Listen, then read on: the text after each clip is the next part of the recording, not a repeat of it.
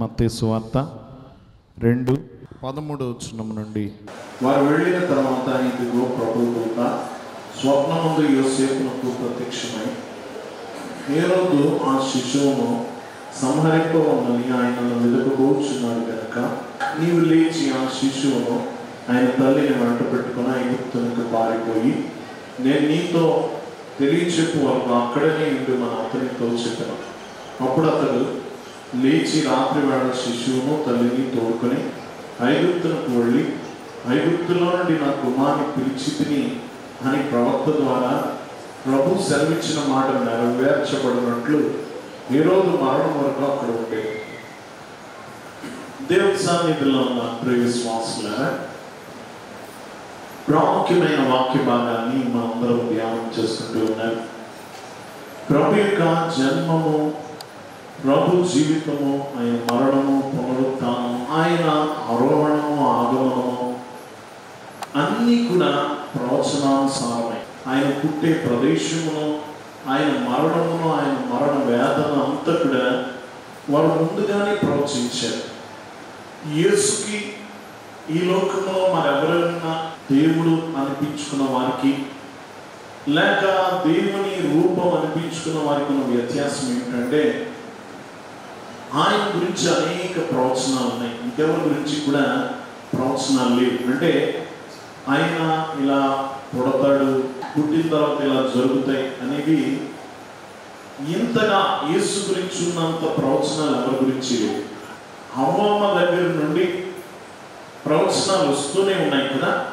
అవ్వ దగ్గర ప్రవచనం, అయ్యగారు చక్కని కీర్తన, దేవస్తోత్ర నామములపై దివ్య స్థలములు అనే కీర్తన అంతా కూడా ఆ ప్రవచనాలన్నీ ఎత్తి ఒక్కొక్క ప్రవచనం గురించి ఒక్కొక్క వచనమును రాస్తూ వచ్చారు. అయ్యగారు ప్రవచనాలన్నీ కూడా మనం చేసుకునేది ప్రవచన క్రిస్మస్.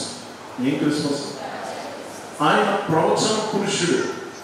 ఎన్నో ప్రవచనాల సారము ప్రభువులో ఉంది, ఎన్నో ప్రవచనాల నెరవేర్పు ప్రభువులో ఉంది. ఈ ప్రవచనాలన్నీ కూడా ఆయన యందు నెరవేరిపోయాయి. గమనించండి, ఇంకెవరి కొరకు ఎదురు చూడాల్సిన పని లేదు.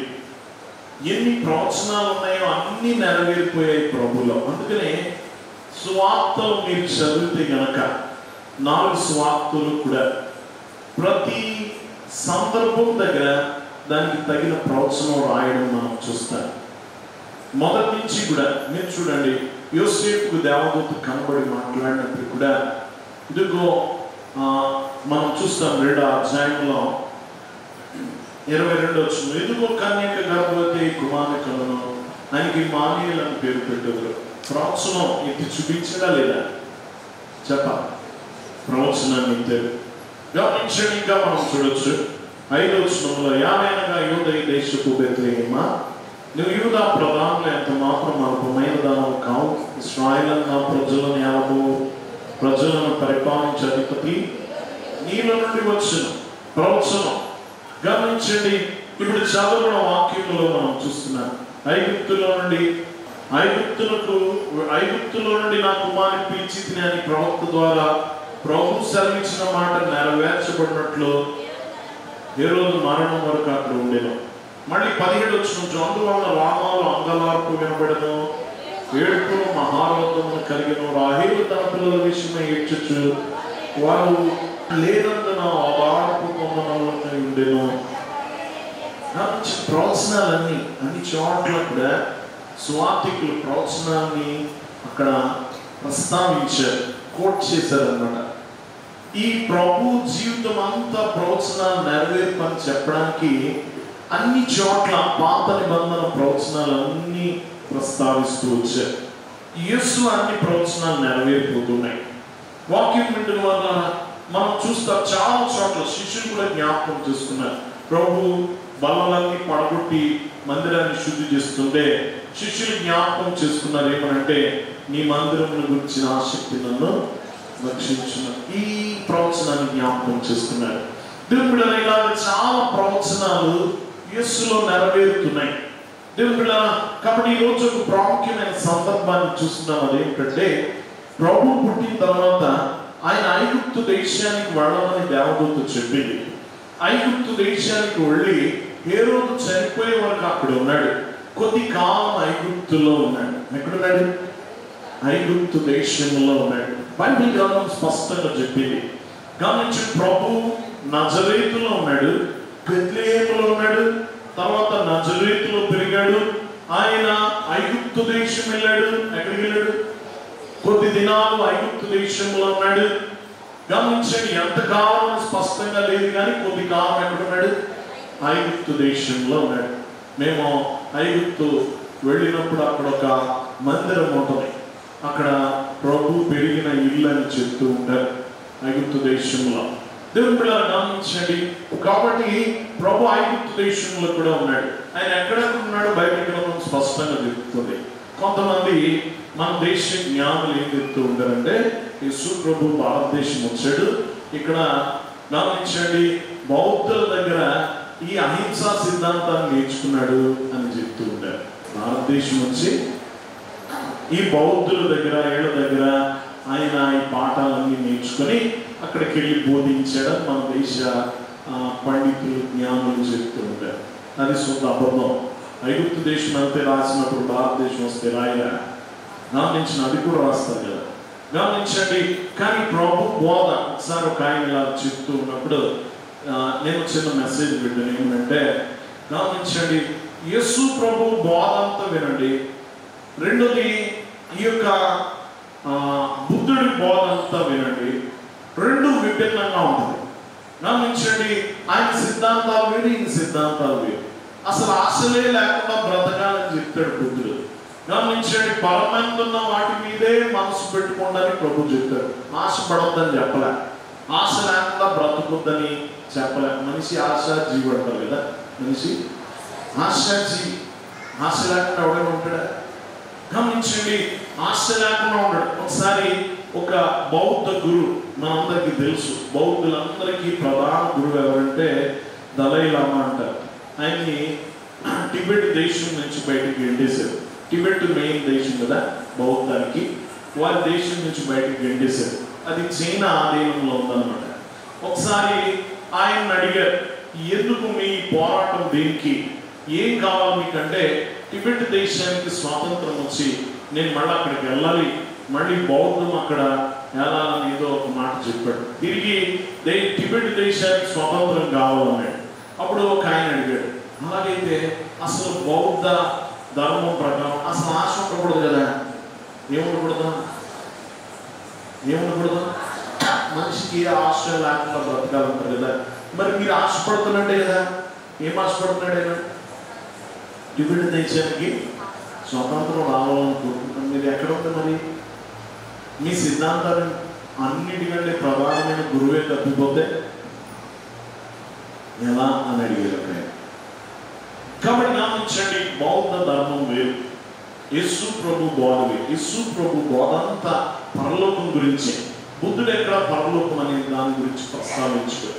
దేవుని బిడ్డలు గమనించాను. కాబట్టి రకరకాల కథలు అనమాట. మన వాళ్ళు అన్ని మనయే అని చెప్పుకుంటారు కదా. ఏరోప్లేన్ ఉంటేగా అది మా పురాణాల్లో ఉందంటారు. గమనించుకుంటే ఏదో ఉందంటే అది మేము ఇదివరకే కనిపెట్టేసా ఉంటాం. దేవుని బిడ్డలు అన్ని మా దగ్గర నుంచి యేసు ప్రభు కూడా మా దగ్గరికి వచ్చి వెళ్ళాడు అంటారు. దేవుని బిడ్డలు అవన్నీ శుద్ధ అబద్ధం, అసత్యాలు అవన్నీ కూడా. యేసు ప్రభు గమనించండి, దేవాది దేవుని కుమారుడు. ఆయన భూలోకానికి వచ్చాడు. గమనించండి, బెత్లెహేములో పుట్టాడు. ఐగుప్తు దేశంలో కొద్ది సంవత్సరాలు ఉన్నాడు. తర్వాత మళ్ళీ ఇశ్రాయేల్ దేశంలోకి వచ్చి నజరేయుడిగా పిలువబడ్డాడు. నజరేతు వాడిగా పెరిగాడు. గలిలయలోని నజరేతులో ఆయన పెరిగాడు. కాబట్టి గమనించండి, ప్రభు అక్కడే ఉన్నాడు కానీ మన భారతదేశానికి రాలేదు. ఎవరైనా అంటే గమనించండి, మనం మాట్లాడచ్చు దాని గురించి.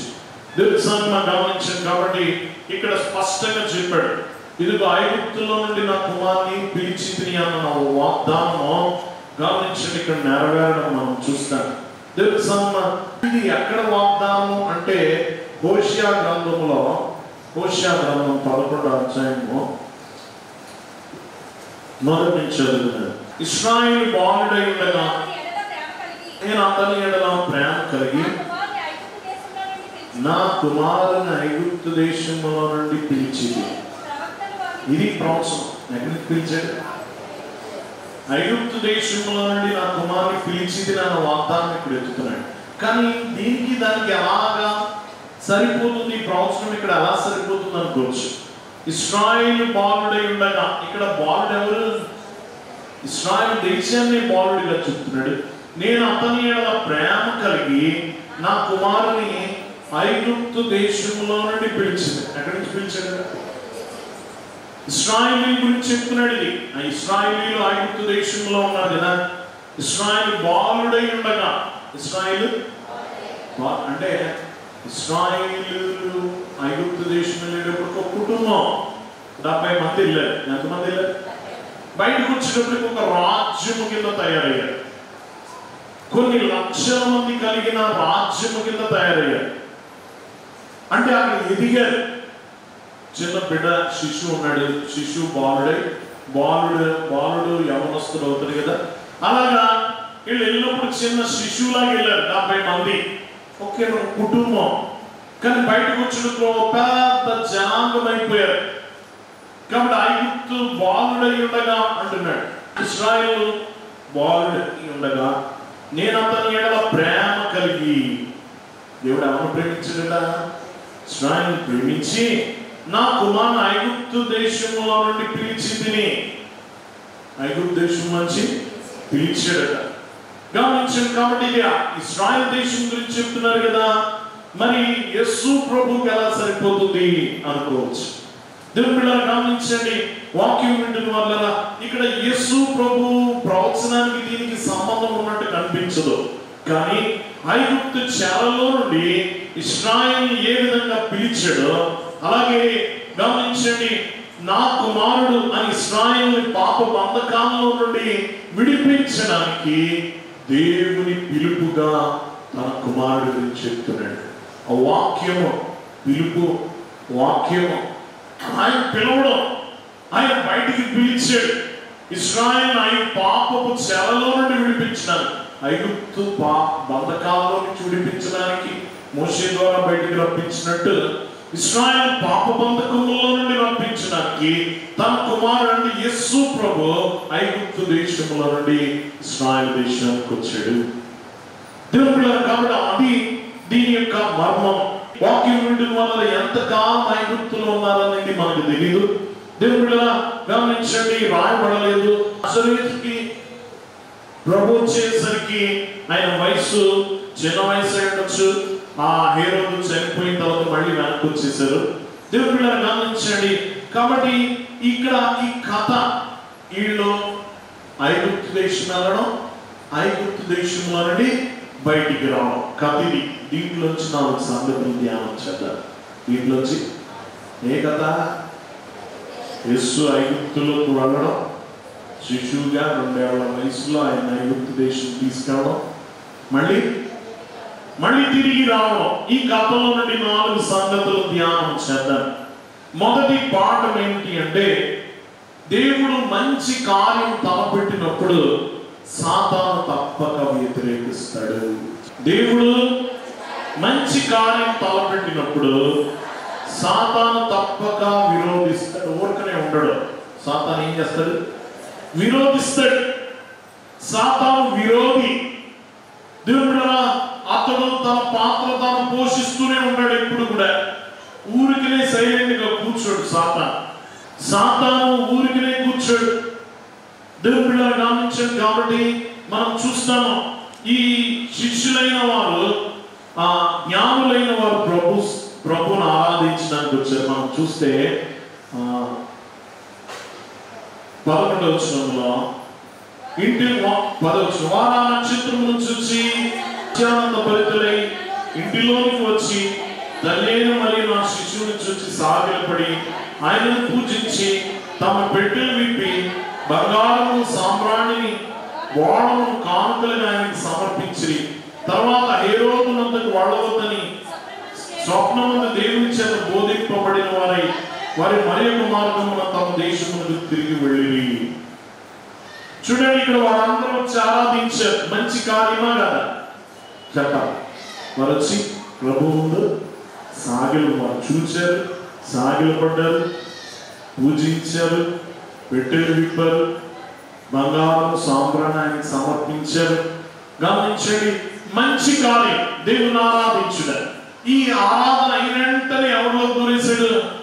హేరోదులో. వెంటనే మరుసటి వచనంలో దేవుడు దేవదూత ద్వారా గమనించి యోసేపు చెప్తున్నాడు, బిడ్డను చంపాలనుకుంటున్నాడు హేరోదు, లేచి వెళ్ళిపో అన్నాడు. ఆరాధన అయిన వెంటనే ఎవరి పని మొదలైపోయింది చెప్పాలి? సాతాను మొదలైపోయాడు. అపవాది ఊరికినే ఉన్నాడు. దేవుని ఆరాధన జరుగుతుంటే అసలు ఊరుకోడు, అసలు ఊరుకోడు. అతని పేరు విరోధి.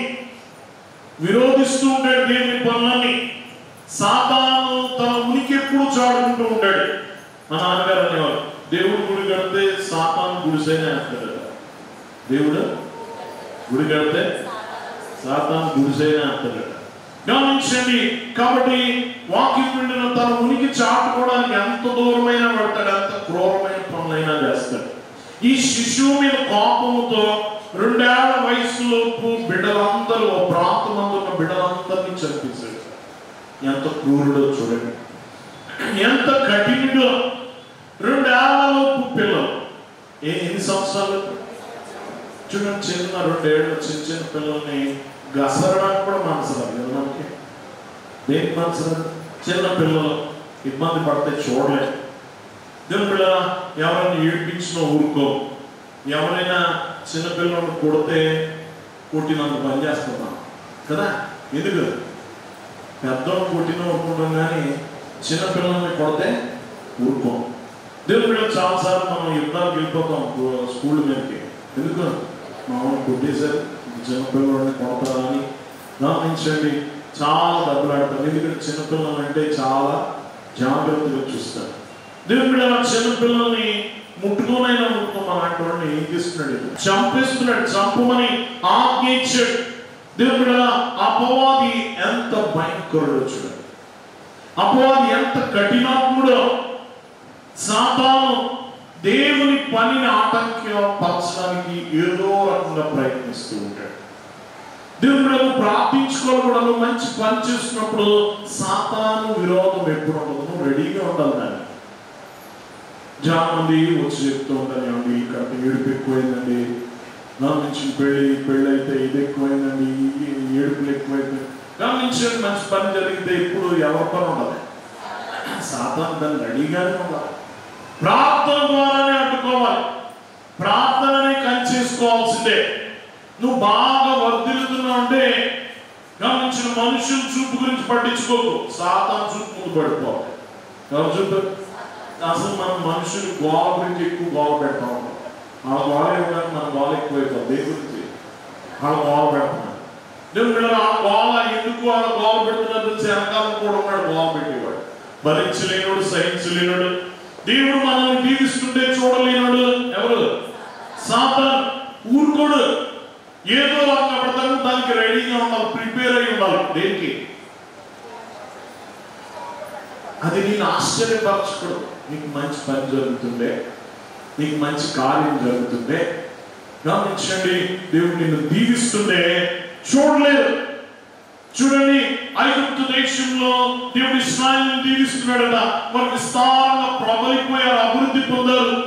వారు గమనించండి, విస్తారమైన ప్రజలుగా దేవుడు దీవిస్తుంటే చూడలేకపోయాడు సాతాను. ఎన్ని ప్రయత్నాలు చేశాడు ఫరో ద్వారా. ఆడ మీద ఎక్కువ పనులు పెట్టాడట, బిడ్డలు కనకూడదని. అయినా ఇంకెక్కువ అయిపోయారట. గమనించండి, వారి మీద మంత్రసాలను పంపించాడు ఆ పిల్లలను చంపేమని. అది కూడా బెడ్స్ కొట్టింది, ఇంకా పెరిగిపోయారు. ఆ పిల్లల్ని తీసుకెళ్ళి ఆ నైల్ నదిలో పాడేయమన్నాడు. గమనించండి, సాతాను ఊరుకోడు. మంచి జరుగుతుంది, దేవుడు దీవిస్తుంటే ఏం చేయడు సాతాను? ఊరుకోడు. ఊరుకోనంత మాత్రం ఉలిక్కి పడాల్సిన పని లేదు. నువ్వేం చేయాలి? ప్రార్థన. దానికి కూడా అభివృద్ధి చేసినోడు, కాపుదల కూడా. గమనించండి, వాక్యం యెహోవా ఇల్లు కట్టించని ఎడల దాని కట్టువారి ప్రయాసం ఎంతని, యెహోవా పట్టణమును కాపాడని ఎడల దాన్ని కావలి కాయవారు మేలుకొని ఉండడం ఎంతనే. కట్టినోడు కాపాడతాడు కూడా. కట్టడం ఒకడు, కాపాడడానికి కూడా ఒకలా. కట్టడం ఒకడు, కాపాడడానికి ఆయనే. కట్టినవాడే కాపాడుతాడు.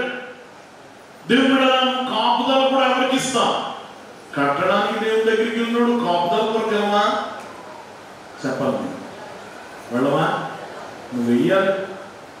యోబు బాగా వృద్ధి చెందుతున్నాడు, ఆ బిడ్డలు సమాధానంగా ఉన్నారు.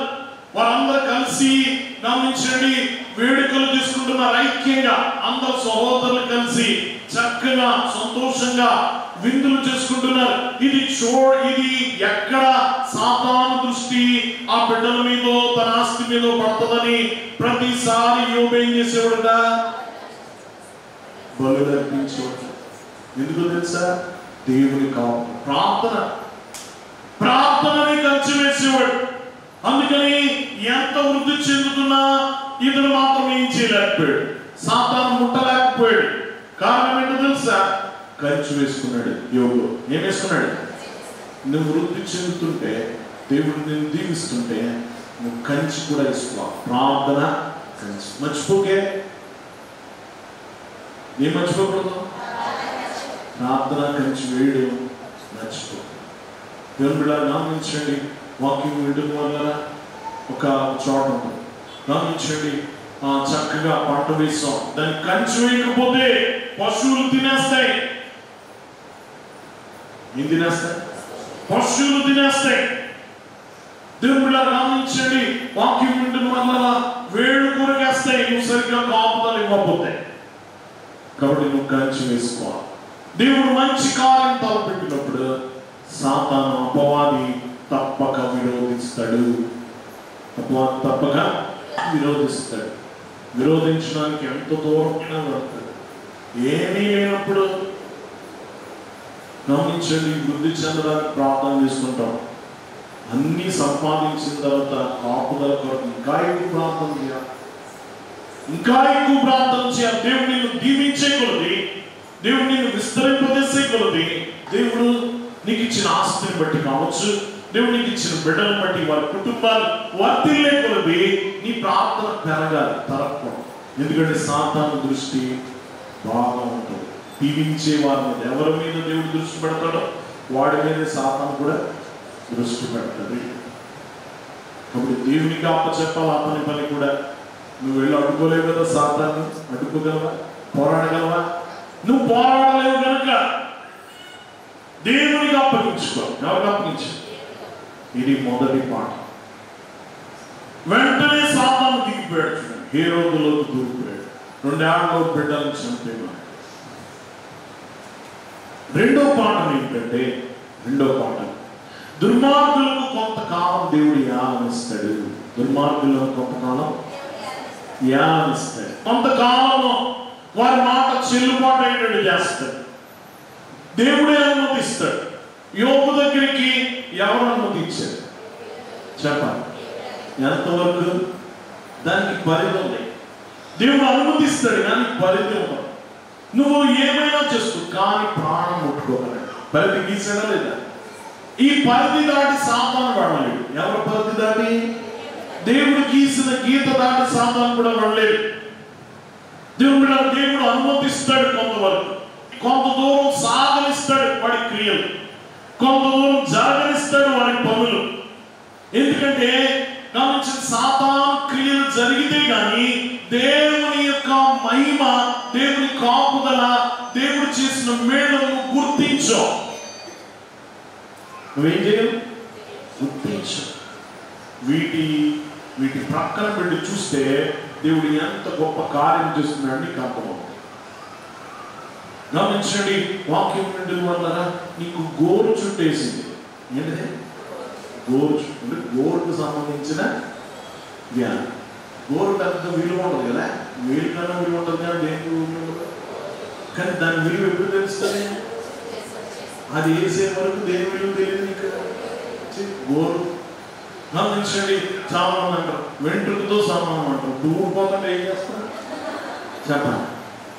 ఊడిపోతుంటే దానికోసం ఏం తిప్పబడుతున్నారు కదా.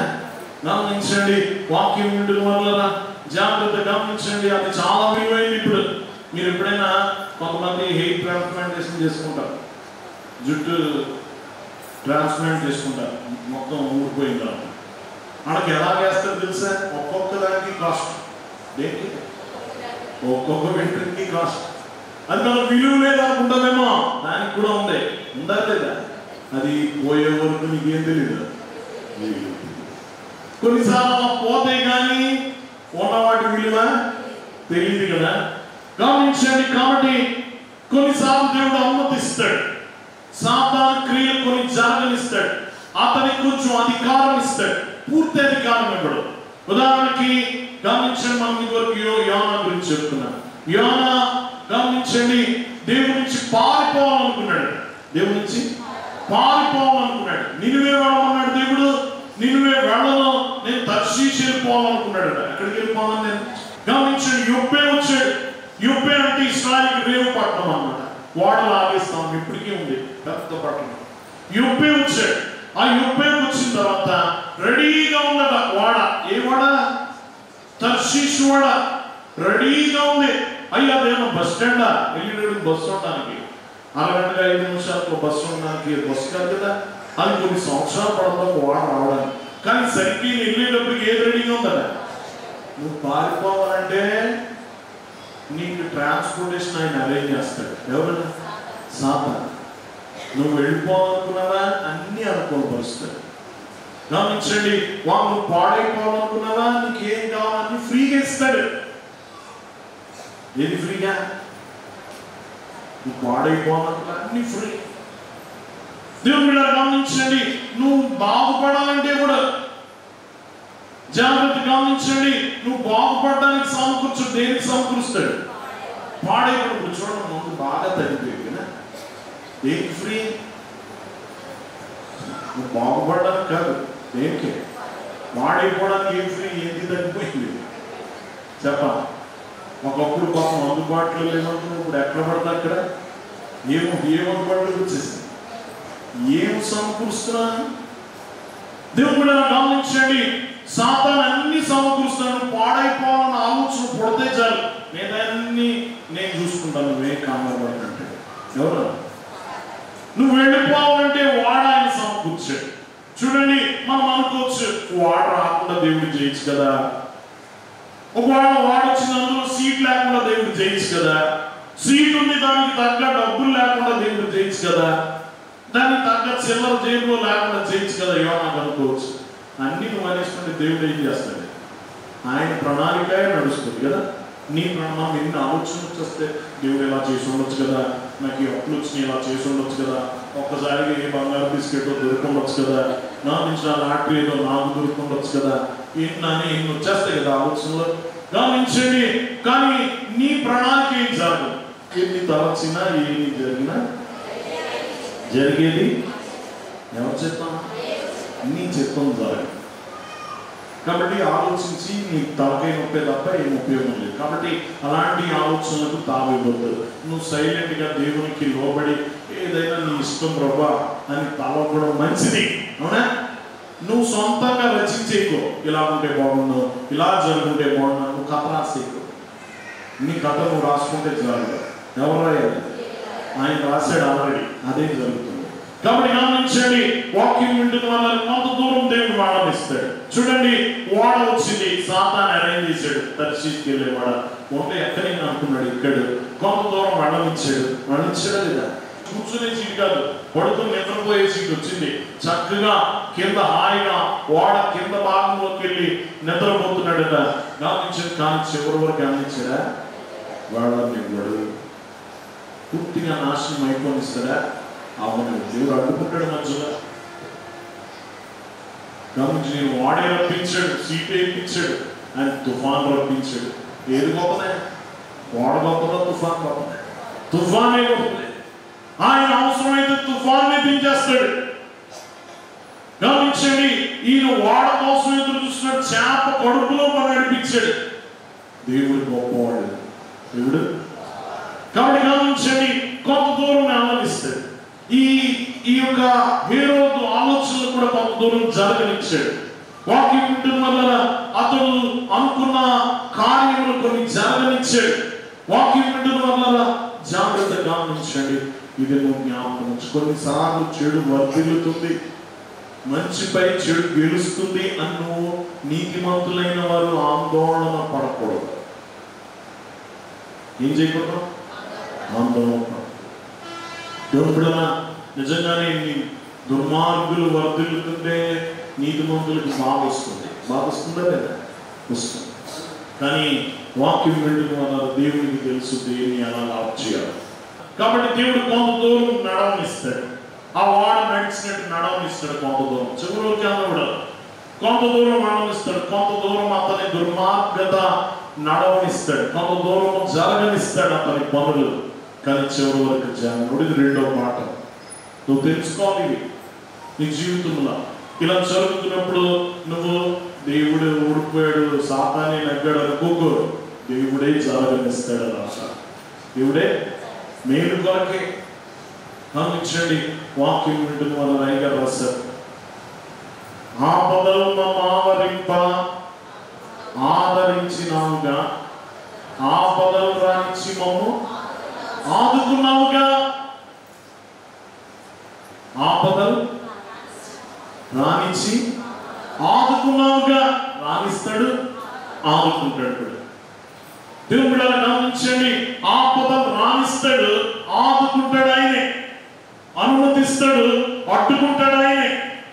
కాబట్టి గమనించండి, కొంతకాలం దుర్మార్గుల్ని ఆనందిస్తాడు. అది కూడా దేవుని ప్రణాళికే. ఎవరి ప్రణాళిక? దేవుని చిత్తంలో ఒక భాగమే, దేవుని ఏర్పాట్లో ఒక భాగమే. దుష్టులు ఏర్పాటు చేస్తున్న దుష్టుల మాటలు గమనించండి జరుగుతుంది. అది కూడా దేవుని ప్రణాళికలో ఒక భాగమే. దేవుడు గమనించండి, వాక్యం వింటున్న వల్ల జాగ్రత్త గమనించండి.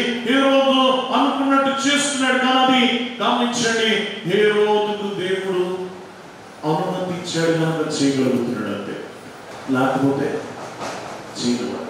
ఒకసారి ఒక భారతదేశంలో విదేశాల నుంచి వచ్చిన ఒక మిషనరీ డాక్టర్గా చాలా మంది వైద్యులు ఉచితంగా చేస్తూ సువార్త చెప్పేది.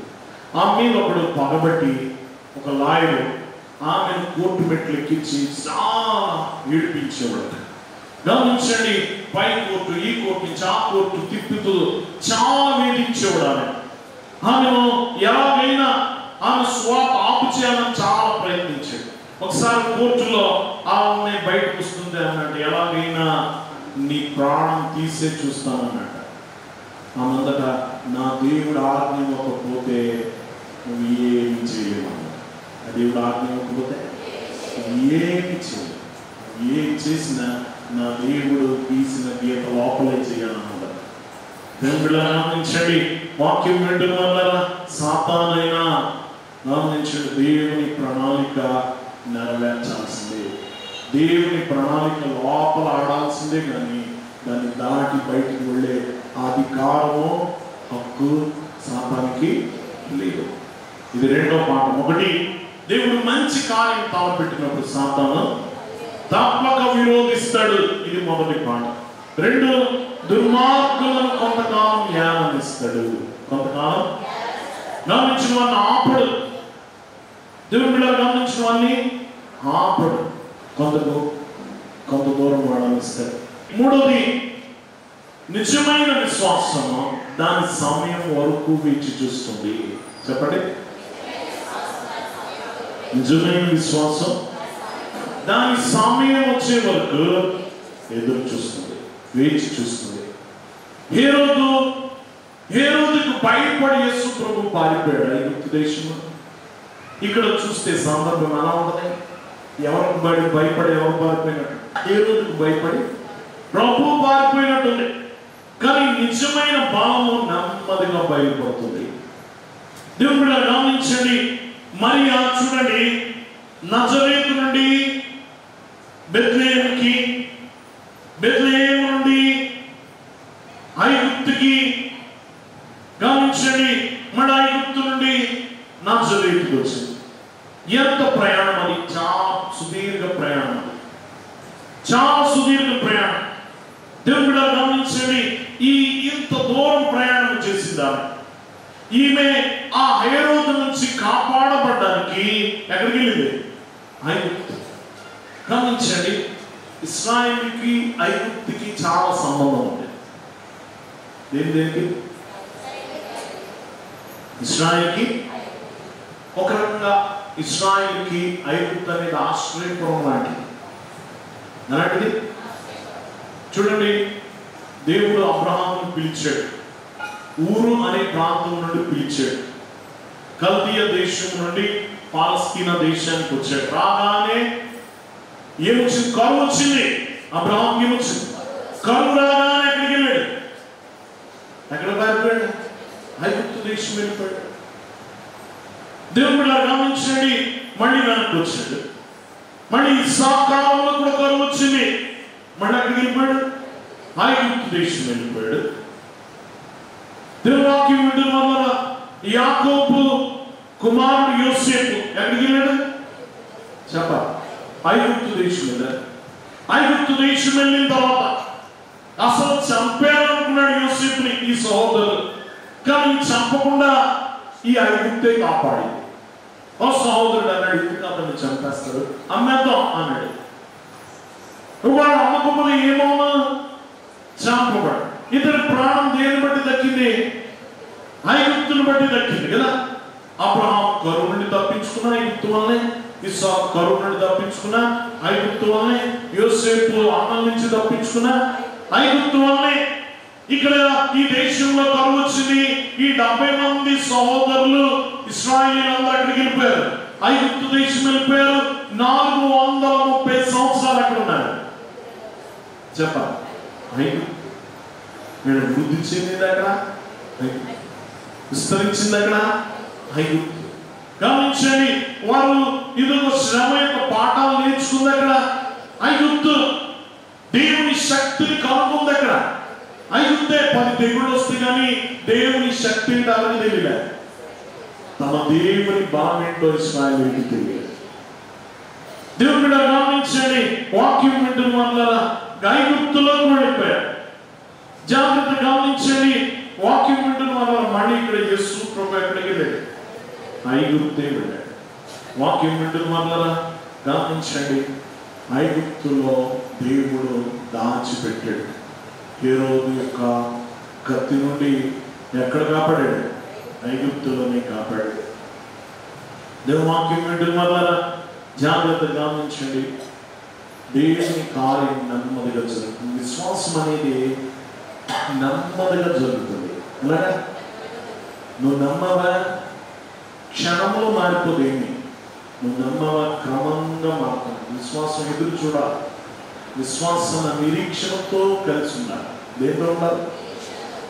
గమనించండి, నువ్వు ఎదురు చూడాలి.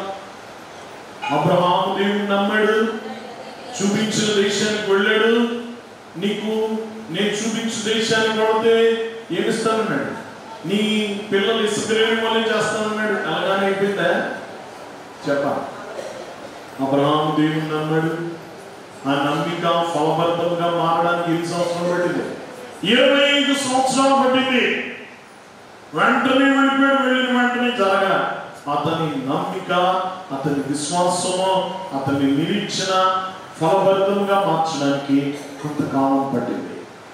కొంతకాలం దేవుని బిడ్డలు గమనించండి, వాక్యం వినడం వల్ల ఇప్పుడు మన చుట్టూ ఉంటే ఈ మామిడి చెట్లు ఉన్నాయి, వీటికి నెమ్మదిగా పూత వచ్చింది. ఈ పూత పండవడానికి అలసయం పడుతుంది, కొన్ని నెలలు పడుతుంది కదా. వెంట అయిపోతా నెమ్మదిగా వృద్ధి చెందుతుంది, నెమ్మదిగా. ఇప్పుడు మా ఆకుమడి వేశారు మన చుట్టూ చూస్తే. గమనించినది కోత కోసే పంట ఎన్ని నెలలకు ఉంటాయి? 3-4 నెలలు. వెంటనే అయిపోతుంది కదా. గమనించిన విశ్వాసం కూడా అలాంటిది. విత్తనం వాడి నెమ్మదిగా రూపాంతరం చెందుతుంది, వృద్ధి చెందుతుంది. నువ్వు నేను నమ్మని ఇంకా జరగలేదని కంగారు పడకు. నువ్వు కంగారు పడకు, దేవుడికి కంగారు పడకు. నువ్వు ఎదురు చూడు, మౌనంగా ఎదురు చూడు. అలా ఎదురు చూడు, మౌనంగా ఎదురు చూడు. దేవుని బిడ్డ గమనించండి, నువ్వు ఓపికతో కనిపెట్టాలి. యాకోబు పత్రికలో చెప్తాడు కదా, యాకోబు పత్రిక 5:7 సహోదరులారా, ప్రభు రాకడ వరకు ఓపిక కలిగి ఉండడు. ఏం కలిగి ఉండడు? ఓపిక కలిగి ఉండడు. చూడండి, వ్యవసాయకుడు తొలకరి వర్షమును కడవరి వర్షము సమకూడు వరకు ఉలివైన భూఫలము నిమిత్తము ఓపికతో కాచుకున్నాను, దాని కొరకు కనిపెట్టును కదా. దాని కొరకు కనిపెట్టదా? నేను వేసాను, ఇప్పుడు ఎప్పుడు వస్తుందా అని కూర్చొని చూస్తూ వస్తుందా? చాలా కనిపెట్టాలి, ఓపికతో కనిపెట్టాలి, విశ్వాసం ఉండాలి. నువ్వు ఈరోజు దేవుని సన్నిధిలోకి వచ్చి చాలాసార్లు మనం దేవునికి సంబంధిస్తున్నాం. ప్రభుత్వానికి 7 వారాలు టైం ఇచ్చాను, లోపు చేసాను. గమనించండి, దేవునికి వ్యవధగలనా? దేవుడు పనిచేస్తాడు. గమనించండి, 7 వారాలు మంచిగా దేవుని సన్నిధిలో రావడం మంచిదే. అదొక దీక్ష లాంటిది. గమనించండి, అదొక దీక్షలా కొంతమంది చేపడతారు. అది చేసిన వెంటనే జరిగిపోతుంది. నెమ్మదిగా మనం ప్రార్థన చేస్తాం. ప్రార్థనలో గమనించిన విత్తనాలు మొలకెత్తడానికి కొంత సమయం పడుతుంది. నువ్వేం చూడాలి, నువ్వేం చేయాలి? నిజమైన గొప్పతనం అని ఎదురు చూస్తుంది, ఎదురు చూస్తుంది, ఓపికతో ఎదురు చూస్తుంది. అది నెరవేరే వరకు ఎదురు చూస్తుంది. గమనించండి, కడవరకు నువ్వు ప్రార్థిస్తూ ఎదురు చూస్తూ నీ విశ్వాసం ఓడిపోకుండా, నీ విశ్వాసం నిర్వీర్యమైపోకుండా, నీ విశ్వాసము జారిపోకుండా, కరిగిపోకుండా నువ్వు జాగ్రత్త ఓపికగా అది పట్టుకో. నమ్మిక మాత్రం ఉంచన్నాడు యేసుప్రభువే. గమనించండి, ఇదిగో యాయిరు కుమార్తెను బాగు చేయమని వచ్చాడు. ఆయన ఇస్తున్నాడు. మధ్యలో ఎందరో మధ్యలో అడ్డు తగిలిన వారు చాలా మంది ఉన్నారు. రక్తస్రావ రోగిని బాగు చేసి బయలుదేరుతున్నాడు. దానిలో వెళుతున్నారు. కొంచెం ఆలస్యమైనప్పుడు కుమార్తె చనిపోయింది. ప్రభు అన్నాడు, నమ్మిక మాత్రం ఉంచు, నీ విశ్వాసం అలాగే పట్టుకో. నీ విశ్వాసం చేయగారిపోకుండా, నీ విశ్వాసము గమనించండి, నీ విశ్వాసం పోగొట్టుకోకుండా పట్టుకున్నాడు. నేను అద్భుతం చేస్తున్నాడు. నమ్మిక మాత్రం ఉంచు అన్నాడు. చేశాడు అద్భుతం, చేశాడు. చేయకుండా ఉన్నాడు. ఆలస్యమైనంత మాత్రమున అవి నెరవేరవనవద్దు, అవి నెరవేరవనుకోవద్దు. కాలము పరిపూర్ణమైనప్పుడు, ఇప్పుడు కాలము పరిపూర్ణమైనప్పుడు అంటే నీ అంశము నెరవేరే కాలం పరిపూర్ణమయ్యేంత వరకు అప్పుడు ఖచ్చితంగా నెరవేరు. ఎలా జరుగుతుంది? ఖచ్చితంగా జరుగుతుంది. జరగకుండా మాత్రం జరిగి తీరుతుంది. నెరవేరవనుకోవద్దు. ఇది మాత్రం నీ పని. ఏమనుకోకపోవడం, ఇంకా జరగదు, ఇంకా బాగుపడడం, ఇంకా లేవడం, ఇంకా చచ్చిపోతాడు, ఇలా వేసుకుంటూ ఉంటాడు. ఆలస్యమయ్యే కొద్ది నిన్ను కంట్రోల్ చేయలేను. ఇంకా ఏం చేయలేం? నీ మనసును కంట్రోల్ చేయలేం, నీ నోటిని కంట్రోల్ చేయలేం, నీ పద్ధతి కంట్రోల్ చేయలేం. కానీ కంట్రోల్ చేసుకో. నిదానంగా ఉండదు, చాలా జాగ్రత్తగా ఉండదు, ఓపికగా ఉండదు. నీ మాట జాగ్రత్త, నీ తలంపు జాగ్రత్త, నీ వ్యవహారం జాగ్రత్త. నీకు దేవుడు చూస్తున్నాడు. నువ్వు పరీక్షలో ఉన్నావు, నువ్వు ఎందులో ఉన్నావు? పరీక్షలో ఉన్నావు. నువ్వు క్లాసులో ఉన్నప్పుడు నేను అంత పట్టించుకోలేమో, కానీ పరీక్షలో ఉండేవా? చూడడానికి వాడు ఉంటాడు, ఫ్లయింగ్ స్క్వాడ్ వాడు ఉంటాడు. గమనించండి, ఎంతమంది ఉంటారు చూసేవాడు. ఇప్పుడు కెమెరాలు కూడా పెడుతున్నారు. ఎప్పుడు మామూలుగా ఉన్నప్పుడు చూస్తారా? ఎప్పుడు చూస్తారా? నువ్వు పరీక్షలో ఉన్నప్పుడు జాగ్రత్త, నీ శైలి జాగ్రత్త, నీ విశ్వాసం జాగ్రత్త, నీ మనసు జాగ్రత్త, నీ నోరు జాగ్రత్త. ఏది పడుతుంది మాట్లాడుతూ, అది నీ నెరవేర్పు మీద దాని ప్రభావం పడుతుంది. నువ్వు మాట్లాడిన ప్రతి మాట యొక్క ప్రభావం నీ నెరవేర్పు మీద పడుతుంది. ఆలస్యమైపోతుంది నీ స్థితి. ఏమవుతుంది? అయ్యా సంశయము పనికిరాదు, లేచపైన సంశయము పనికిరాదు. సంశయింపక ఏం చేయాలన్నా? సంశయింపక ఉండాలి. దేవుని బిడ్డలు గమనించండి. కాబట్టి జాగ్రత్త, నువ్వు ఓపిక చూడాలి. దేవుని వాక్యం వినడం వల్ల నీ నోరు నన్ను అదుపులో పెట్టుకోవాలి. నిరీక్షణతో ఎదురు చూడాలంటే గమనించండి. కాబట్టి ఇక్కడ మనం చూస్తే నిజమైన విశ్వాసము సమయం వరకు ఏం చేస్తుంది? వేచి ఉంటుంది. 4వ పాఠం ఏంటంటే, గొప్ప సంక్షోభ సమయంలో దేవుని మార్గాలు మనకు అర్థం కావు. గొప్ప సంక్షోభాలు, ఆపదలు వచ్చినప్పుడు దేవుని పనితీరు నీకు అర్థం కాదు. దేవుని తలంపులు నీకు అంతు చిక్కో. చెప్పండి, దేవుని తలంపులు, దేవుని ఆలోచనలు నీ చిన్న మెదడికి అంతు పట్టవు. ఈ చిన్న లోపల అంటారు, ఈ పేట బ్రెయిన్ తోటి అంటారు కదా, అలా మన బ్రెయిన్ చాలా చిన్నది. దీంతో దేవుని ఆలోచనలన్నీ గమనించి నేను పట్టించుకోగలను అనుకోవడం అవివేకం. మన బుర్ర చాలా చిన్నది. ఆయన ఆలోచనని కందుపట్టం. దేవుడు ఒక భక్తుడు అంటాడు, దేవుడట నీ మీద 10,000 ప్రణాళికలతో నడిపిస్తున్నాడు అనుకో. ఎన్ని ప్లాన్లు ఉన్నాయి? ఎన్ని ప్లాన్లు ఉన్నాయి నీ మీద? 10,000 ప్లాన్లు నీ మీద నడుస్తున్నాయి. అందులో నీకు ఒకటో రెండో, అది కూడా సగమో పావో అర్థమవుతుంది. అంటే ఎంత అర్థమవుతుంది? ఈ ప్లాన్లో నీకు ఎన్ని అర్థమవుతాయి? ఒకటో రెండో, అది కూడా సగమో పావో అర్థమవుతుంది. దాంతో దేవుని అంచనా వేసేయగలవా? చెప్పాలి. కాబట్టి దేవుని ప్రణాళికలకు అంతు పట్టదు, నీ జ్ఞానానికి అంతు పట్టదు. దేవుని వాక్యం వింటున్న వల్ల ఆయన సరైన సమయంలో నీకు సరైన అవగాహన ఇస్తాడు. అప్పటి వరకు ఎదుర్చు. మనం చాలాసార్లు చెప్తున్నాం, మనకు అన్ని అర్థమైతేనే పని చేయం కదా. మీరు హోటల్కి వెళ్ళారు, చక్కగా రుచికరమైన భోజనం పెట్టాడు, అది ఎలా తయారు చేసాడో నీకు అనవసరం. తయారు చేసాడు అంతే, తినేస్తాం అంతేనా. ఇది ఎలా చేశారో తెలిస్తే కానీ తిన్నంటావా? చెప్పాలి. ఈ సూప్ ఎలా కాశారండి, ఈ చికెన్ ఎలా తయారు చేశారండి, ఈ బిర్యానీ ఎలా ఉండారని ఆ రెసిపీ అంతా తెలుసుకుంటే కానీ తిన్నా కూర్చుంటావా? చెప్పాలి. నీ ఫోన్ ఉంది, ఇది ఎలా వర్క్ చేసిందో నీకు తెలుసా? ఈ సెల్ ఫోన్ ఎలా వర్క్ చేసిందో తెలిసి, సిగ్నల్ గాలి ఎలా వెళ్తున్నాయి, నీ మాటలు ఎలా వెళ్తున్నాయి, అవతలోకి ఎలా వెళ్తున్నాయి నీకు తెలుసా? ఇదంతా తెలియకుండా వాడలేదా? నీ వాషింగ్ మిషన్, మిక్సీ, నువ్వు వాడే టీవీ అన్నీ నీకు అర్థమైతేనే చేస్తావా? చెప్పాలి. లేదు, అన్నీ మనకు అంతు చెప్పుకో కదా. కాబట్టి కావచ్చు మనం సైలెంట్గా వాడేసుకున్నాం లేదా? వాడేసుకుంటున్నాం. దేవుని కార్యాలు కూడా ఉంటాయి. దేవుడు జరిగిస్తాడు. దేవుని నమ్మి వెళ్ళిపోవడమే. నిన్ను నమ్మానంతే. దేవుడా నీ పని అదే. ఓ బిడ్డ పనింది, తండ్రిని నమ్మడమే. నా తండ్రి నాకేం కొదువ రానివ్వడు, నా తండ్రి నన్ను పోషిస్తాడు, నా తండ్రి నా ఫీజు కడతాడు, నా తండ్రి నా బట్టలు కొంటాడు, నా తండ్రి నన్ను ప్రేమిస్తున్నాడు. ఎలా? నువ్వు ఎలా సంపాదిస్తున్నావు అని అడుగుతావా?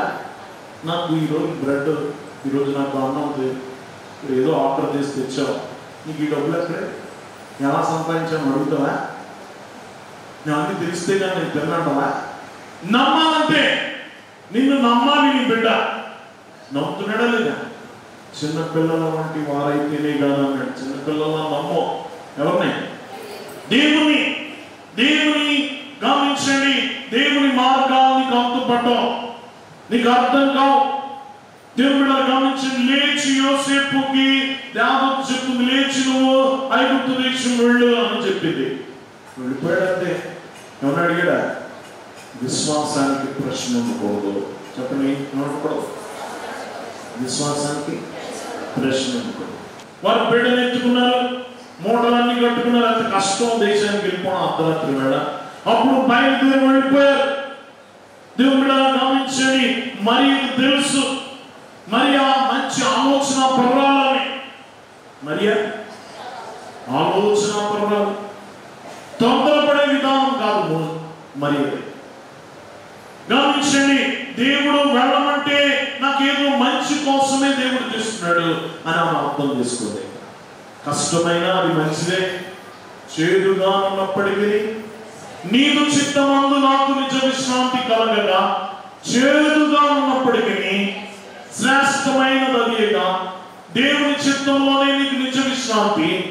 అది చేదుగా అదే నీకు మంచిది, అదే నీకు మంచిది. దేవుడు గమనించండి. వాక్యం వింటున్న వల్ల ఆమె నమ్మింది. గమనించండి. ప్రభు చెప్పినట్టు వెళ్ళిపోయారా కుటుంబం. వాక్యం వింటున్న వల్ల గమనించండి. వాక్యం వింటున్న వల్ల ఇది చాలా గొప్ప విశ్వాసం. దేవుని మార్గాన్ని అర్థం కావు. దేవుని ఆజ్ఞలు పాటించంటే, దేవుడు ఇలా చేయమన్నాడు, అలా బ్రతికి చూడు, నువ్వేలా అనుభవిస్తావు. నీకు తర్వాత అర్థమవుతుంది దేవుడు ఎందుకు ఇలా చేయమన్నాడో. ముందు అర్థం కాకపోవచ్చు, కానీ తర్వాత అర్థమవక మానదు. దేవుని విధానాలు నీకు తెలుస్తాయి. వెనక్కి తిరిగి నీ జీవితాన్ని చూసుకుంటే దేవుడు ఎంత అందంగా నీ జీవితాన్ని నడిపించాడో గమనించండి. గమనించండి, ఎంత విచిత్రంగా దేవుడు నడిపించాడో మనకు అర్థమవుతుంది. ఎంత సునాయాసంగా దేవుడు నడిపించాడో మనకు అర్థమవుతుంది. విశ్వాసంతో అడుగులు వేయడమే.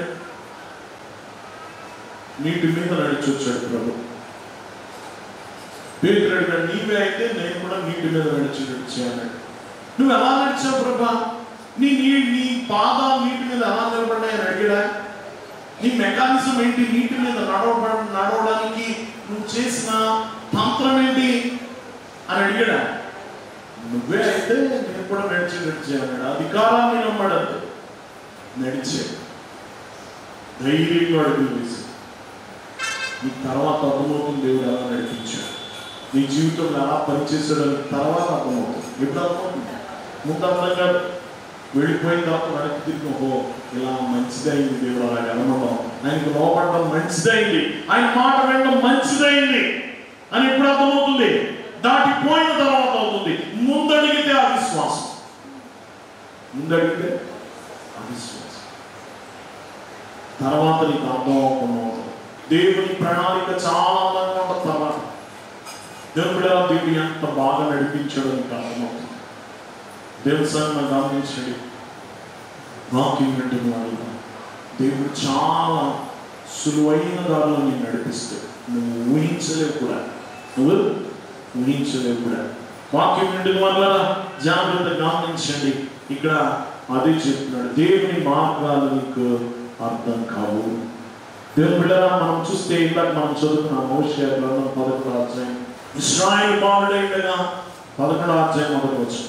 నేను అతని ఎడల ప్రేమ కలిగి నా కుమారుని ఐగుప్తు దేశంలో నుండి పిలిచేదని, ప్రవక్తలు వారిని పిలిచినను, బయలుదేవతలకు వారు బలులు అర్పించిరి, విగ్రహములకు ధూపం వేసి, ఎఫ్రాయిమును చేయి పట్టుకుని వారికి నడక నేర్పిన వాడను నేనే, వారిని కౌగిలించుకుని వాడను నేనే, నేనే వారిని స్వస్థపరచు వాడనైనను ఆ సంగతి వారి మనస్సును పెట్టలేదు. ఒకడు మనుష్యులను తోడుకొని పోనట్లుగా స్నేహ బంధములతో నేను వారిని బంధించి ఆకర్షించుకుని, ఒకడు పశువుల మీదకి కాడిని తీసినట్లు నేను వారిని కాడి తీసి వారి ఎదుట భోజనం పెట్టుకుని. దేవుని ప్రేమ చెప్తున్నాడు చూడండి. వారిని ఐగుప్తు దేశంలో బయటకు రప్పించిన నేను అంటున్నాడు. తర్వాత దేవుడు వారిని విడిపించిన తర్వాత కూడా ఏం చేశారు? బయలుదేవతలకు వారు బలులు అర్పించారట, విగ్రహములకు ధూపం వేశారట. ఎఫ్రాయిము చేయి పట్టుకుని వారికి నడక నేర్పిన వాడు నేనే, వారికి నేను నడక నేర్పాను. ఏం చేశాడు? వారిని కౌగిలించుకుని వాడు నేనే. దేవుడు ఏం చేశాడట? వారిని కౌగిలించుకున్నాడు. నేను వారిని స్వస్థపరచు వాడినైనాను ఆ సంగతి వారి మనసున ఎన్ని మేళ్ళు చేసినా ఏం పెట్టలే, మనసును పెట్టలేదు. గమనించండి, వాక్యం వింటూ వారి మీద ఒకడు పశువుల మీద కాడిని తీసివేసినట్లు నేను వారి కాడిని తీసి వారి ఎదుట భోజనం పెట్టాను. భోజనం నిజమే కదా. వీళ్ళకి ఐగుప్తు కాడి తీసేసి వాళ్ళకి కట్టని ఇళ్ళు, నాటని తోటలు వారికి సమకూర్చి భోజనం పెట్టలేదా దేవుడు? దేవుని మాట ఖచ్చితం. నిజంగా దేవుడు అలా చేశాడు. అంత చేసిన తర్వాత కూడా ఆ బయలుదేవతలను పూజించడం మానలేదు, వాటికి బలులు అర్పించడం మానలేదు. వారు మర్చిపోయారు దేవుడు చేసిన మేలంతా. ఇలాంటి వాడిని ఏం చేయాలి? ఇలాంటి వాడిని ఏం చేయాలి చెప్పండి. మీరైతే ఏం చేస్తారు? మీ బిడ్డలకు అన్నీ చూసి పెట్టాలి. చూడండి, కొంతమంది తల్లిదండ్రులు బిడ్డల కోసం కడుపు కట్టుకుని అంత సమకూర్చి వీళ్ళు అమర్చి అన్ని చేసిన తర్వాత వృద్ధాప్యంలో బయటకు గెంటేస్తే, నువ్వు అక్కర్లేదు బయటకు పొమ్మంటే నీ మనసు ఎలా ఉంటుంది? నువ్వు దాన్ని అంగీకరించగలవా? మన దేశంలో బాగా కనబడుతుంది ఆ పరిస్థితి. అంత జాగ్రత్తగా సమకూర్చుకుంటారు. తీరా వృద్ధాప్యం వచ్చిన తర్వాత బయటకు గెంటిస్తూ ఉంటారు. వారి పరిస్థితి ఏంటి? దేవుడు వారి మనసు ఎలా ఉంటుంది? దేవుడి మనసు కూడా అలా ఉంటుంది. వారి ఇదిగో కాడి కింద ఉన్న ఐగుప్తు దేశంలో కాడి నుండి విడిపించాడు, తీసుకొచ్చి ఆ పాలు తేనెలు ప్రవహించే దేశము ఆ అన్ని జనాంగాలు నాశనం చేసి వారి తోటలు, కోటలు, వారి గమనించండి పొయ్యిలు, వారి బావులు, వీరు ఏ శ్రమ పడకుండా తన బిడ్డలకు దేవుడు ఇస్తే వారు దేవుని విడిచిపెట్టి బయట దేవతలను పూజిస్తూ వాటికి బలులను అర్పిస్తుంటే దేవుడు నచ్చడం. దేవుని బిడ్డల దేవుడు మాట చెప్తున్నాడు. మనం చదువుకున్నాం 8వ వచనం, ఎఫ్రాయిము నేనెట్లు నిన్ను విడిచిపెట్టుదును, ఇశ్రాయేలు నేను నిన్నెట్లు విసర్జించును, ఆత్మాను వలె నేను ఎట్లు చేతును, నెపోయిమునకు చేసినట్లు నీకెట్లు చేతును, నా మనస్సు మారినది, సహింపలేకుండా నా అంతరంగము మండుచున్నది, నా ఉగ్రతాగ్నిని బట్టి నాకు కలిగిన యోచనను నేను నెరవేర్చను. చాలా జాగ్రత్తగా ఉంచి ఇక్కడేమంటారు చూడండి, నాకు కలిగిన ఉగ్రతాగ్నిని బట్టి నాకు కలిగిన యోచనను నేను నెరవేర్చను. నెరవేరుస్తాను అట్లా ఏం చేయట, నెరవేర్చను. ఉగ్రతాగ్ని ఏంటడా, ఎంత పాపం చేస్తే కోపం రాకుండా ఉంటుందా? గమనించండి, ఉగ్రతాగ్నిని బట్టి నేనేం చేయనన్నాడు, నెరవేర్చను. నీ పిల్ల చిన్న బిడ్డ ఇసుకిస్తుంది, గమనించడాన్ని తీసి పడేస్తుంది, కోపం వచ్చి నీ చేతికి ఎంత శక్తి వస్తుందో అంత చేతికి కొడతావా? చెప్పండి, కొడత ఏమైపోతుంది? చెప్పండి, చచ్చిపోరా? ఒకసారి ఒక వార్త వచ్చింది, ఒక తల్లి కోపంతో కొట్టింది, చచ్చిపోయింది, తలుపు వేసుకుని వేసేసుకుంది. మళ్ళీ వెనక్కి రాదా సమయం కదా, గమనించి తానే భరించలేకపోయింది, ఊరేసుకొని. ఇక్కడ అదే అంటున్నాడు కదా, ఉగ్రతాగ్నిని బట్టి నేను నాకు కలిగిన యోచన నేను నెరవేర్చను, నేను మరలా ఎఫ్రాయిమును లయపరచను, నేను మీ మధ్య పరిశుద్ధ దేవుడును గాను మనుష్యుడును గాని పరిశుద్ధ దేవుడును గాని మనుష్యుడును కాను, మిమ్మల్ని దహించినంతగా నేను కోపింపను. నిన్ను దహించేటంత నేను కోపించినట్టు, మిమ్మల్ని ప్రేమిస్తున్నాను, కౌగిలించాను, నేను మిమ్మల్ని కౌగిట్లో భద్రపరచ. నిజంగా దేవుడు వారి కాడి కింద విడిపించి తన ఒడి దగ్గరికి చేర్చుకొని చక్కగా కష్టం లేకుండా నీరిచ్చి, బండల నుంచి నీరిచ్చి, ఆకాశం నుండి ఆహారం ఇచ్చి, గాలిలో నుండి పూరేళ్లు రప్పించి, కడుపు నిండా తిండి పెడితే వారు బయలు గమనించిన దూడలు, బంగారు దూడలు చేసి పూజించారు. ఎంత కోపం రావాలి? కానీ దేవుడు అన్న ఉగ్రతాగ్నిని బట్టి నేను వారిని లయపరిచి వారు నాశనం చేయనంటున్నాడు. దేవుడు గమనించండి, ప్రేమ బంధంతో, స్నేహ బంధంతో నేను ఉంటానన్నాడు, కౌగిలించుకుంటానంటున్నాడు. ఆయన మంచితనం ఎంత గొప్పది. నువ్వు ఎప్పుడు కూడా గమనించండి,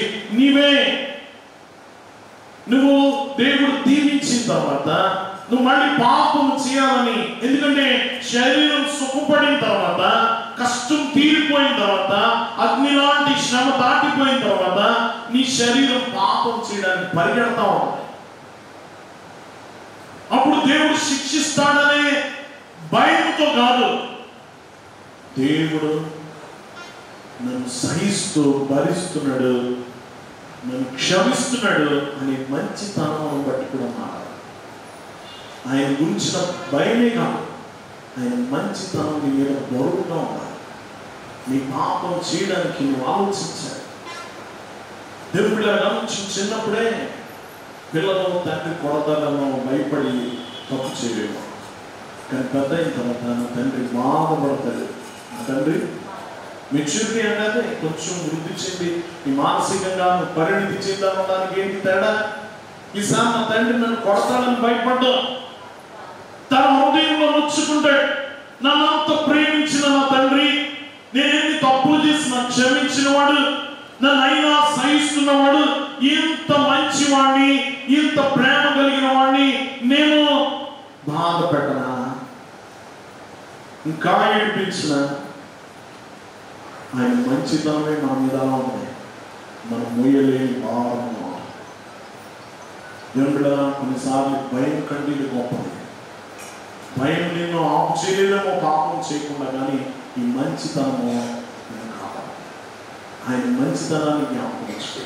నీ దేవుడు గమనించండి, కోపించుచునే వాత్సల్యం చూపించేవాడు. ఆయన కోపం 3-4 తరాలు, ఆయన మంచితనము 1000 తరాలు. ఆయన గమనించండి, ఒక రకంగా చెప్పాలంటే 0.4% కోపిస్తుడు, 100% ప్రేమ. ఆయన ఉగ్రత 1000లో 4 వంతు, ఆయన ప్రేమ 1000లో 996 వంతు. దేని బట్టి నువ్వు చూడాలి? ఇప్పుడు దేవుడిని ఎలా అర్థం తీసుకుంటా? ప్రేమను బట్టి. దేవుడు బిడ్డలు గమనించండి, వాక్యం వింటున్న ఆయన మంచితనము ఒక రకంగా, ఆయన మంచితనం మనల్ని బంధించే గొలుసులా ఉండాలి. దేని చేత బంధింపబడాలి? ఆయన మంచితనం. ఇది నీకు పట్టుకొని నువ్వు పాపం చేయకుండా. దేవుడు బిడ్డలా గమనించండి, వాక్యం వింటున్న వల్ల ఆయన శిక్షిస్తాడనే దానికంటే ఆయన ఇంకా బాధపడతాడు. నేను చేసే పాపము నాకు శిక్షగా, నా ప్రభుకి శిక్ష. నిజమే కదా? నీ ఆ యోగ భక్తులు రాశాడు. గమనించండి, నా తలంపులే, నా దురితంపు తలంపులే నా పరమ గురిని శిరముపై ముళ్ళ కిరీటము. నా చేతులతో చేసిన పాపం ఆయన చేతుల్లో మేకలు. గమనించండి, నేను పాపము కొరకు పరిగెత్తిన నా అడుగులు ఆయన పాదాల్లో మేకులు. నా పాప పడకలే నా పరమ గురిని ప్రక్కలో మళ్ళెంపు పోటులు. గమనించి, నిన్ను శిక్షించాను, నిన్ను శిక్షిస్తానంటే ఆయన మీద పడుతున్నావా? అది నిన్ను మార్చాలి, అది నిన్ను మార్చాలి. దేవుడు గమనించండి, ఇది చాలా ప్రాముఖ్యమైన పాఠం, మనం నేర్చుకోవాలి. వాక్యం వింటున్న వల్ల ఆయన తన కుమారుని భూలోకములోనికి పంపాడు. నా కుమారుని పిలిచాను అంటున్నాడు. దేవుడు గమనించండి, వాక్యం వింటున్న వల్ల మనం ఎక్కడ విఫలమయ్యామో అక్కడ ఆయన సమం చేశాడు, దాన్ని సరి చేశాడు. ప్రతి గొయ్యి ఆయన పూడ్చాడు. దేవుడు గమనించాడు, ఆయన కుమారుడు విజయం సాధించాడు. మనం ఎక్కడ ఓడిపోయామో తన కుమారుడు విజయం పొంది ఆ విజయం మనకి ఇచ్చాడు. అందుకు పంపబడ్డాడు యేసు. ఎందుకు పంపబడ్డాడు? మనం ఓడిపోయాం చాలా చోట్ల, అక్కడల్లా ఆయన నెగ్గాడు. ఏ పాపాల దగ్గర ఓడిపోయావో ఆ పాపాలన్నీ గెలిచాడు. అయితే సార్, పాపాలను గెలిచిన ప్రభు యేసుని అడిగిన పాపాలను ఓడించు, బలమిచ్చు నీకు. గమనించండి, వాక్యం ఏంటి? నువ్వు ఎక్కడెక్కడ ఓడిపోయావో, నువ్వు ఓడిపోయి ఉంటున్నావు, ఓటమి జీవితం కలిగి ఉన్నావు, గమనించి విఫల జీవితం కలిగి ఉన్నావు. కాబట్టి తన కుమారుని భూలోకంలో పంపి నీకు బదులుగా తన కుమారుని ద్వారా పోరాటం సలిపి అక్కడ విజయం పొంది ఆ విజయాన్ని మనందరికి ఇచ్చాడు. ఆ విజయాన్ని మనం కొన్ని చూడొచ్చు. అందులో మనం చూస్తే ఆయన కోరిన విధంగా మనం బ్రతకలే. మనం ఏం చేయలే? తండ్రి కోరిన విధంగా మనం బ్రతకమా? గమనించండి, ఆయన మహిమలకు తగినట్టుగా మనం బ్రతకలేదు కనుక మన పక్షంగా కుమారుణ్ణి పంపాడు. ఎవరు పంపాడు? గమనించండి, తన కుమారుని మన పక్షంగా పంపాడు. ఆ కుమారుడు ఆయన కోరిన విధంగా బ్రతికాడు. ఈయన నా ప్రియ కుమారుడు, ఈయన యందు. ఇది ఏ మనుషుడు ఆయన చెప్పాడు మాట చెప్ప. భక్తుల్లో కూడా గొప్ప గొప్ప భక్తులతో కూడా ఈ మాట చెప్పలే. ఈయన నా ప్రియ కుమారుడు, ఈయన యందు నేను. ఎవరి గురించైనా చెప్పాడు. మనలో ఎవరూ సరిపోం ఈ మాట. ఆ కుమారుడు మాత్రమే సరిపోయాడు, తృప్తి పొందాడు అన్నమాట. మనిషిలో బ్రతకాలనుకున్నాడు, మనిషి అలా బ్రతకలేకపోయాడు. కాబట్టి తన కుమారుని మనిషి రూపంలోకి తీసుకొచ్చి తను కోరిన విధంగా జీవించి ఆ తండ్రిని సంతృప్తి పరిచాడు. తండ్రిని ఏం చేశాడు? మనం తృప్తిపరచలే. ఎవరు తృప్తిపరచాడు? కుమారుడు తృప్తిపరచాడు. నేను నీతిగా ఉండాలని కోరుకున్నాడు. కానీ నువ్వేమంటున్నావు తెలుసా? నా దగ్గర నీతి లేదు ప్రభా. ఏమన్నాను? నా దగ్గర నీతి లేదు ప్రభా అనగానే తన కుమారుని భూమి మీదకి పంపాడు. ఆ నీతిని నీ నీతిగా మార్చాడు. ఆ కుమారుడి నీతిని నాకేమీ లేదు, వట్టి చేతులు, ప్రభా అడిగిన నీతి నా దగ్గర రవ్వంతైనా లేదను అంటే, ఇదిగో నువ్వేం కంగారు పడకు, నా కుమారుడు ద్వారా నీకు నీతిని సమకూరుస్తాను అన్నాడు. ఎవరి ద్వారా సమకూర్చాడు మనకు? నీ నీతిని బట్టి కాదు పరలోకానికి వెళ్ళేది. ఎవరి నీతిని బట్టి? నీ ఆ కుమారుని పరిముఖంగా, ఆయన నీతి పరిముఖంగా నువ్వు పరలోకానికి వెళ్ళాలి. దేవుని మీద గమనించండి. ఇదిగో మనం ఇంకా చెప్పుకోవచ్చు. మనం చూస్తే ఇదిగో నీ పాపానికి వెల చెల్లించమన్నాడు. నేను పాపానికి వెళ్ళండి ప్రాణం, పాపం నుండి వచ్చి జీవితం. నువ్వేం చెల్లించాలి? నువ్వు చేసిన పాపానికి నువ్వు వెల చెల్లించమంటే, ప్రభా నేను చెల్లిస్తే నేను అంటూ ఉండను, చచ్చిపోతానంటే నువ్వేం కంగారు పడకు, నా కుమారుని పంపుతానంటే నమ్మబడి ఆ వెల ఎవరి ద్వారా చెల్లించాడు? నువ్వు చెల్లించలేని వెల, నీ పాపములకు నువ్వే వెల చెల్లించలేదు, తన కుమారుడి ద్వారా మనందరి వెల ఎవరు చెల్లించారు? కుమారుడు చెల్లించాడు. దేవుని బిడ్డలారా గమనించండి. నీ నీతి మురికి గుట్టలా ఉంది కాబట్టి ఆయన నీతి నీకు ఇచ్చాడు. ఎవరు నీతి ఇచ్చాడు? ఆయన తన కుమారుడి నీతిని ఇచ్చాడు. దేవుని బిడ్డ గమనించండి. వాక్యం వినడం వల్ల ఇదిగో నువ్వు పాపము నిన్ను బలిగా ఇవ్వమని కోరింది, కానీ తన కుమారుని బలిగా అర్పించాడు. తన కుమారుని తన న్యాయము మనిషి నుండి ఏది కోరిందో అది తన ప్రేమ ద్వారా సమకూర్చాడు. దేవుడే చూడండి, దేవుడు న్యాయస్థుడు. దేవుడు న్యాయస్థుడు. నువ్వు తప్పు చేస్తావు, శిక్ష అనుభవించాల్సిందే. ఏమనుభవించాలి? శిక్ష అనుభవించాల్సిందే. కానీ దేవుని ప్రేమ నేను శిక్ష అనుభవించకుండా తన కుమారుని సమకూర్చాడు. తన న్యాయం ఏది డిమాండ్ చేసిందో, ఏది కోరిందో అది ఆయన ప్రేమే సమకూర్చింది. ఏది సమకూర్చింది? ఆయన ప్రేమ సమకూర్చింది. దేవుని బిడ్డలారా గమనించండి. వాక్యం వింటున్నాను. ఈ దినము ఆ కుమారుడు ప్రేమను బట్టి అనుగ్రహింపబడ్డాడు. దేని బట్టి? న్యాయమును బట్టి నీ ప్రాణం కావాలి, ప్రేమను బట్టి తన కుమారుని ఇచ్చాడు. తన కుమారుడి ప్రాణం ఇచ్చాడు. దేవుడి లోకం ఎంతో ఆ ప్రేమ బహుమానం ఏంటి? కుమారుడు. దేవుని బిడ్డలారా గమనించండి. ఆయన న్యాయానికి నీ ప్రాణం ఇవ్వాలి. ఎందుకంటే ఆయన ఎదుట పాపం చేసావు, పాపానికి శిక్ష, మరణపు శిక్ష పొందాలి. కానీ ఆయన ప్రేమ దాన్ని చూసి ఊరుకోలేదు కనుక ఆయన కుమారుని సమకూర్చింది. ఆయన న్యాయం ఏది కోరుకుందా ఆయన ప్రాణం ఇచ్చింది. దేవుని బిడ్డలారా గమనించండి. వాక్యం వింటున్న వల్ల జాగ్రత్తగా గమనించండి. రక్షణ యెహోవాదే. రక్షణ నేను నువ్వు రక్షించుకోలేవు. నువ్వు రక్షణ యెహోవాదే. ఎక్కడి నుంచి రావాలి రక్షణ? నువ్వు రక్షించుకోలేవు. రక్షణ పరలోకం నుండి రావాలి. ఎక్కడి నుంచి రావాలి? పరలోకం నుండి రావాలి. దేవుని బిడ్డలారా మానవునికి రక్షణ ఇవ్వడం అనేది అన్నిటికంటే గొప్ప బహుమానం. దేవుని బిడ్డలారా గమనించండి. వాక్యం వింటున్న వల్ల నీకు బహుమానం ఇవ్వడానికి ఆయనే నీ వెంట పరిగెత్తాడు. ఎవరు పరిగెత్తారు నీ వెంట? ఆయనే నీ వెంట. నశించిన దాన్ని వేదికి రక్షించడానికి ఆయన పరిగెత్తుకుంటూ వచ్చాడు, వేదికి రక్షించాడు. గమనించండి. వాక్యం వింటున్న వల్ల జాగ్రత్త గమనించండి. మన పాపంలో చనిపోయామని తెలిసి జీవం ఇవ్వడానికి తన కుమారుడిని పంపాడు. దేవుని బిడ్డలారా గమనించండి. ఆ కుమారుడు ద్వారా మన స్థితి మారిపోయింది. మనం దేవునికి శత్రువులుగా ఉన్నాం. ఈ కుమారుడు మనల్ని స్నేహితులుగా మార్చేసాడు. ఎలా మార్చాడు? స్నేహితులుగా మార్చాడు. మనం అనాథులుగా ఉన్నాము. గమనించండి. వాక్యం వింటున్న వల్ల నిరాశలో ఉన్న మన నిరీక్షణలోకి నడిపించాడు. ఆశ లేకుండా ఉన్నా గమనించండి. నిన్ను గమనించిన ఆశ పుట్టించాడు, క్రీస్తును పంపించాడు.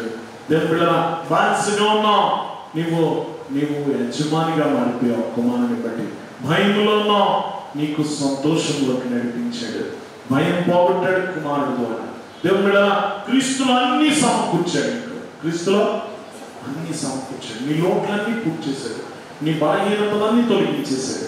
దేవుని బిడ్డలారా గమనించిన అందుకే ఆ కుమారుని ఐగుప్తుల నుండి రప్పించాడు. అందుకే కుమారుని ఎక్కడి నుంచి రప్పించాడు? దేవుని బిడ్డలారా గమనించండి. దేవుని దయ నది లాంటిది. ఎలాంటిది? నది పరలోకం నుండి భూమి మీదకి మన దాకా ప్రవహించింది. ఇది దేవుని మనందరి మీదకి ప్రవహించింది. ఎండిన భూమిలాగా ఉన్నాం మన జీవితం. ఆయన దయ అనే నది ఎక్కడి నుంచి ప్రారంభమైంది? పరలోకము నుండి పారింది. అది భూమి మీద మానవులందరినీ తడిపి వారి జీవితాన్ని పక్షంగా, అందంగా, సుభిక్షంగా, సంతోషంగా, సమాధానంతో నింపేస్తుంది. దేవుడు గమనించండి, వాక్యం వింటున్న వల్ల జాగ్రత్తగా గమనించండి. దేవుని నువ్వు ప్రేమించాలి అంటే దేవుని దయను చూడు, ఆయన దయ యొక్క లోతు చూడు. దేవుడు వాక్యం వింటున్న ఆయన నీ కొరకు కన్నీరు కాలుస్తున్నాడు. దేవుడు గమనించిన ఆయన వల్ల ఎవరు ప్రేమించలేరు. ఆయన వల్లే ఎవరు ప్రేమించలేరు. ఆయన దాకా నిన్నెవరు ప్రేమించలేరు. దేవుడు ఆయన గొప్ప ప్రేమ కలిగిన వాడు. మీకు ఆ గ్రంథం 7వ అధ్యాయము 18వ వచనం. తన స్వాస్యములో శేషించిన వారి దోషములు పరిహరించి వారు చేసిన అతిక్రమముల విషయమై వారిని క్షమించు దేవుడు అయిన నీతో సముడైన దేవుడు ఉన్నాడా? నీతో సముడైన ఎలాంటి దేవుడట? గమనించండి, మనం దోషమును పరిహరించి అతిక్రమముల విషయమై వారిని క్షమించు దేవుడు అయినా నీతో సముడైన దేవుడు ఎవరైనా ఉన్నారా? దేవుడు గమనించండి, తిరుగాడుచున్నా. గమనించండి, తిరుగాడుచున్నా. గమనించండి, మనల్ని దేవుడు ప్రేమిస్తున్నాడు. వాక్యం వింటున్న వల్ల ఆయన నీ కొరకు ఏడుస్తూ ఉన్నాడు, నీ తలుపు తడుచు ఉన్నాడు. దేవుడు గమనించండి, ఎన్నడూ లేకుండా ఇంకెన్నడూ ఆయన ఏడవకుండా పశ్చాత్తాపడు. ఆయనకు నీ తలుపులు తెరువు, నీ హృదయపు తలుపులు తెరువు. ఆయన స్థానం ఇది. ఆయన పిలుస్తున్నాడు నీ కొరకు. నీ బ్రతుకంతా మారిపోతుంది. నువ్వు ఇవ్వలేనంత ఆయన చెల్లిస్తాడు. నువ్వు చెల్లించలేని వెలంతా ఆయన చెల్లిస్తాడు. నీ దుఃఖమును సంతోషంగా మారుస్తాడు. నువ్వు అనాదిగా ఉండే కుమారుడిగా మారుస్తాడు. నువ్వు చనిపోతుంటే జీవం పోస్తాడు. నీ బ్రతుకంతా సమూలంగా మార్చేవాడు నీ ప్రభు. అలాంటి ప్రభువుని కలిగి మనం దేవుని స్తుతిద్దాం. అలాంటి భాగ్యం ప్రభు మనల్ని అనుగ్రహించిన గాక. మోకరించుకున్నాను. నాయన నీ ప్రేమ స్వరూపిన మహోన్నతులని కొందనాలు. నేను వాక్యం అందరి జీవితంలో ప్రకటించండి. ప్రతి మాట మా జీవితంలో ప్రభా నీ యొక్క ప్రభా ఘనతను, ఈ మహిమను మాకు వెల్లడి చేయనట్లు మేము ఎరిగి నీ వాక్యం బట్టి మరింతగా నేను ప్రేమించేవారుగా, మరింతగా నేను ఘనపరచేవారుగా, మా హృదయమందు నిన్ను నిలుపుకున్న వారుగా మమ్మల్ని దీవించమని, నీ రాకకు గల మర్మాలు, నీ ప్రవచన సారములు మేము ఎరిగినట్లు కృపను అనుగ్రహించమని వాక్యమై దిగొచ్చిన యేసు నామమున వేడుకొంచున్నాము తండ్రి.